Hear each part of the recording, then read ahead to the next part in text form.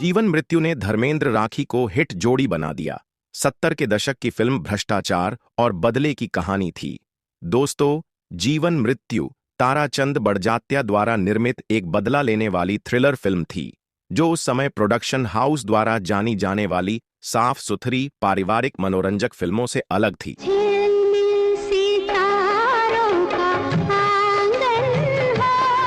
झिलमिल सितारों का आंगन होगा एक सदाबहार गाना है, लेकिन आज की पीढ़ी के बहुत कम लोग ही बता सकते हैं कि यह गाना किस फिल्म का है।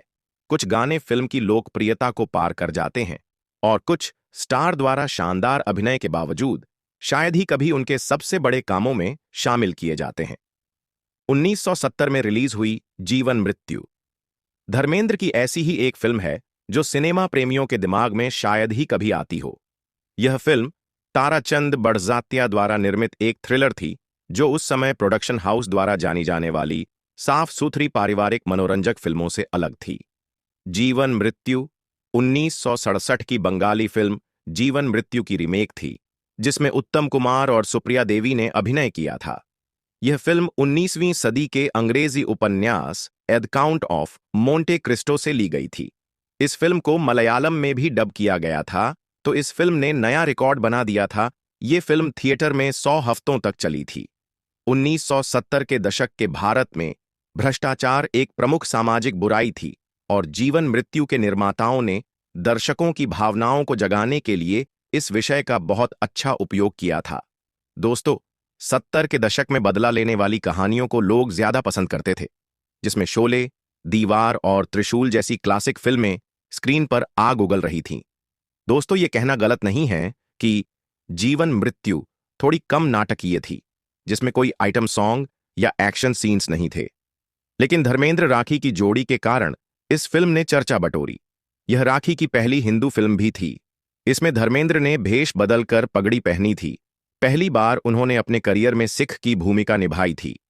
जीवन मृत्यु की सफलता के बाद राखी को विजय आनंद द्वारा निर्देशित एक और थ्रिलर ब्लैकमेल 1973 में धर्मेंद्र के साथ जोड़ा गया। यह व्यावसायिक रूप से भी सफल रही। फिल्म में धर्मेंद्र ने अशोक टंडन का किरदार निभाया है, जो एक युवा महत्वाकांक्षी ग्रेजुएट है और बतौर प्रोबेशनरी ऑफिसर बैंक में शामिल होता है। उसकी जिंदगी एक नई नौकरी और एक मददगार गर्लफ्रेंड दीपा के साथ पटरी पर चल रही थी, लेकिन मेहनती अशोक को उसके सहकर्मी फंसा देते हैं, जो जल्दी से जल्दी पैसा कमाना चाहते थे।